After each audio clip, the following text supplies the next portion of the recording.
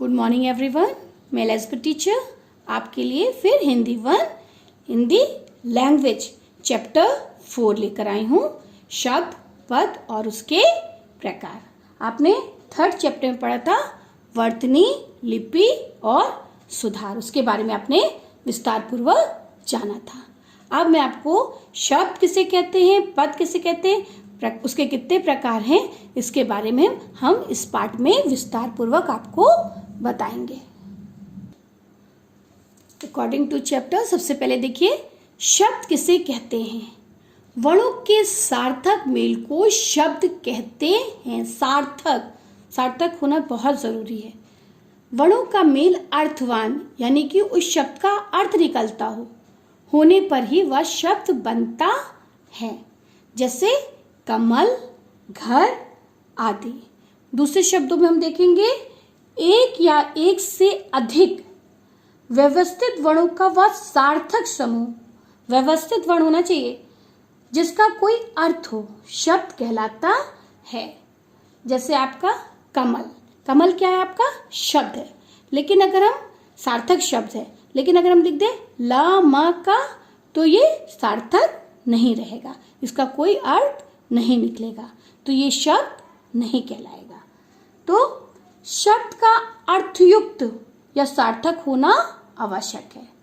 कोई भी भाषिक इकाई उस समय तक शब्द नहीं मानी जाती जब तक उसका अर्थ ना हो। जब तक कि उसका कोई अर्थ ना हो वो शब्द नहीं माना जाता है। बच्चों, शब्द स्वतंत्र रूप में प्रयुक्त होते हैं। वर्णों का वही समूह शब्द कहलाता है जिसका प्रयोग स्वतंत्र रूप से होता है। अब हम लोग देखेंगे कि शब्द के 2 भेद होते हैं। कितने भेद होते हैं? 2 भेद होते हैं। पहला है सार्थक शब्द, दूसरा है निरर्थक शब्द। जिन शब्दों का अपने आप में अर्थ होता है सार्थक शब्द कहलाते हैं। ये व्याकरण सम्मत होते हैं, या दूसरे शब्दों में जिन शब्दों का कुछ अर्थ निकलता हो, यानी कि अर्थ निकलना जरूरी, अर्थ निकलता हो, उन्हें सार्थक शब्द कहते हैं। जैसे जानवर, विद्यालय, मंदिर, पूजा आदि। ठीक है, अगर हम इसको जापू लिख देंगे तो ये शब्द सार्थक शब्द नहीं रहेगा। ठीक है, तो जिन शब्दों का कुछ अर्थ निकलता हो वो सार्थक शब्द कहलाते हैं। सेकेंड है आपका निरर्थक शब्द। क्या है? निरर्थक शब्द जिन शब्दों का कोई अर्थ नहीं होता परंतु भाषा में इनका प्रयोग किया जाता है, निरर्थक शब्द कहलाते हैं। कितनी बार हम उन शब्दों को बोलते तो हैं लेकिन इसका कोई अर्थ नहीं होता। जैसे खाना, वाना। तो खाना क्या है? शब्द, लेकिन वाना कोई शब्द नहीं है। फिर रोटी वोटी, कभी कभी हम लोग बोलते हैं रोटी वोटी खाने जा रहे, तो रोटी शब्द है लेकिन वोटी कोई शब्द नहीं है, तो ये निरर्थक शब्द हुआ। तो बच्चों आपको समझ में आया होगा ना कि शब्द के 2 भेद हैं, सार्थक शब्द और निरर्थक शब्द। जिन शब्दों का कुछ अर्थ हो सार्थक शब्द कहते हैं, और जिन शब्दों का कोई अर्थ नहीं होता उन्हें निरर्थक शब्द कहते हैं। खाना वाना, खाना सार्थक शब्द है, वाना निरर्थक शब्द है। रोटी वोटी, रोटी सार्थक शब्द है, वोटी निरर्थक शब्द है। सेकेंड हम देखेंगे बच्चों कि पद किसे कहते हैं। जब वाक्य में प्रयुक्त होता है तब उसे पद कहा जाता है, किंतु वाक्य के बाहर यह शब्द कहलाते हैं। यानी कि जब क्या होता है, शब्द वाक्य में प्रयुक्त होता है। दूसरे शब्दों में हम देखेंगे कि वाक्यों में प्रयुक्त होने वाले मूल शब्द के परिवर्तित रूप को पद कहलाते हैं। जो उसका मूल रूप है उसके परिवर्तित रूप पद कहलाते हैं। जब कोई सार्थक शब्द वाक्य में प्रयुक्त होता है तब उसे पद कहते हैं, पर जब इसका प्रयोग वाक्य के बाहर होता है, वाक्य में होता है तो उसका रूप भी बदल जाता है। इसलिए वाक्य में प्रयुक्त होने वाले शब्द को पद कहा जाता है। आप उदाहरण देखेंगे तो आपको समझ में आएगा कि पद किसे कहते हैं। कुछ शब्द हैं, यहाँ पर देखिए, यहाँ पर जैसे कुछ शब्द हैं, बच्चा, मिठाई, खाना। ठीक है, यहाँ ये स्वतंत्र शब्द हैं, इनका परस्पर कोई संबंध नहीं, यानी इन तीनों शब्दों का आपस में कोई संबंध नहीं है। अब इन्हीं तीनों शब्दों के प्रयोग से जब हम वाक्य बनाते हैं, बच्चे ने मिठाई खाई, तब ये तीनों ही शब्द पद हो गए। ठीक है, फिर से एक बार देखिए आप, ये क्या है, बच्चा, मिठाई, खाना, तीनों स्वतंत्र शब्द हैं, इनका आपस में कोई संबंध नहीं है।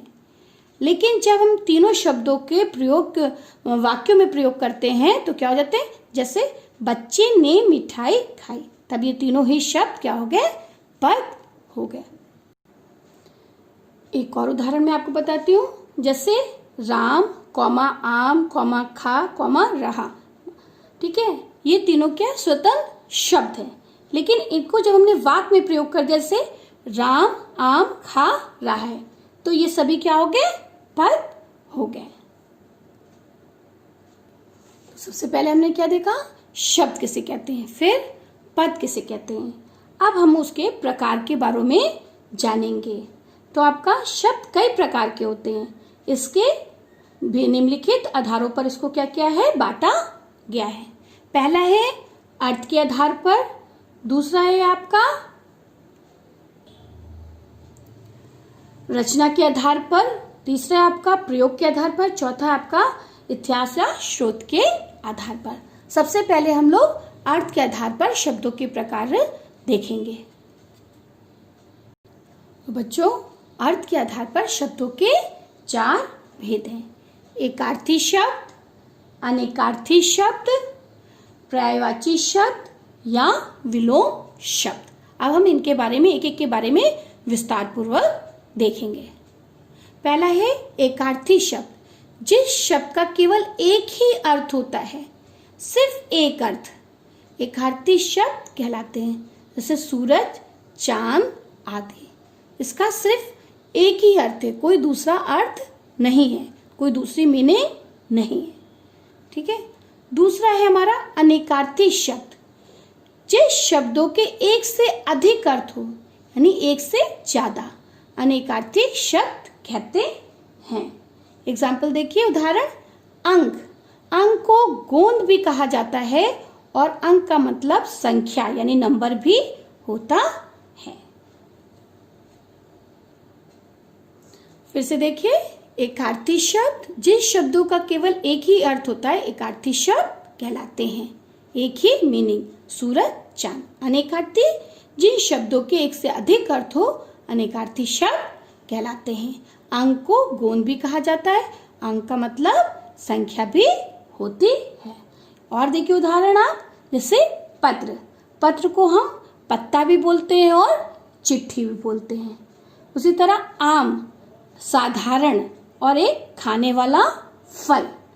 फिर आपका उत्तर, एक दिशा, दिशा भी होती है, जैसे पूर्व पश्चिम, और उत्तर का मतलब जवाब भी होता है। तो इसी तरह आपने देखा, अनेकार्थी, जिन शब्दों के एक से अधिक अर्थ हो, उन्हें अनेकार्थी शब्द कहते हैं।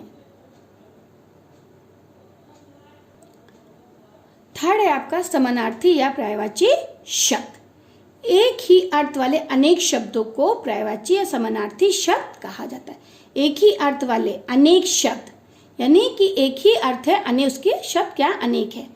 जैसे पेड़, तो पेड़ को हम वृक्ष भी बोलते हैं, तरु भी बोलते हैं, विपट भी बोलते हैं। ठीक है, तो क्या है, एक ही अर्थ वाले अनेक शब्दों को, यानी कि एक ही अर्थ, सबका एक ही अर्थ है पेड़, लेकिन अनेक शब्दों को पर्यायवाची या समानार्थी शब्द कहते हैं। आप एक और उदाहरण देखिए, जैसे पहाड़, तो पहाड़ को हम क्या बोलते हैं, पर्वत भी बोलते हैं, गिरी भी बोलते हैं, अचल भी बोलते हैं, शैल भी बोलते हैं, नग भी बोलते हैं। उसी तरह फूल, तो फूल को हम कुसुम, सुमन, पुष्प और प्रसून भी बोलते हैं।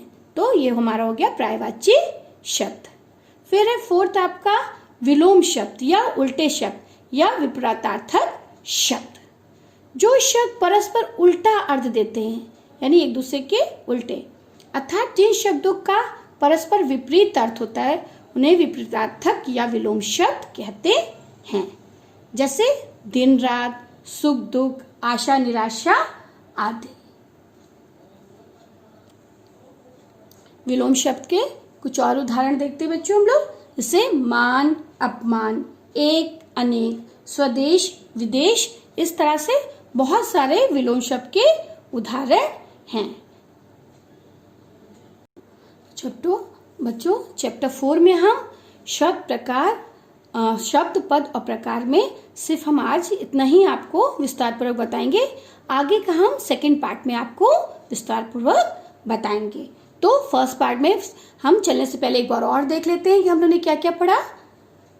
पहला, शब्द किसे कहते हैं, ठीक है। दूसरा आपने क्या देखा, कितने भेद हैं, सार्थक शब्द और क्या है आपका निरर्थक शब्द, ठीक है। फिर हमने देखा पद क्या है, पद किसे कहते हैं, ठीक है। ये सब क्या है, स्वतंत्र शब्द है, जब इनको वाक्य में प्रयोग कर दिया तो ये पद हो गए। फिर थर्ड पॉइंट हमने देखा था बच्चों कि हिंदी शब्द भंडार का वर्गीकरण निम्नलिखित आधारों पर होता है। सबसे पहले हमने देखा अर्थ के आधार पर। तो अर्थ के आधार पर एकार्थी शब्द, अनेकार्थी शब्द, पर्यायवाची शब्द और विलोम शब्द। तो बच्चों आई होप आपको शब्द क्या है, पद क्या है समझ में आया होगा। और इसके प्रकार में हमने सिर्फ पहला आपको बताया है, आगे का मैं आपको क्या है सेकंड पार्ट में बताऊंगी। जल्दी मैं आपसे मिलूंगी। Thank you and take care.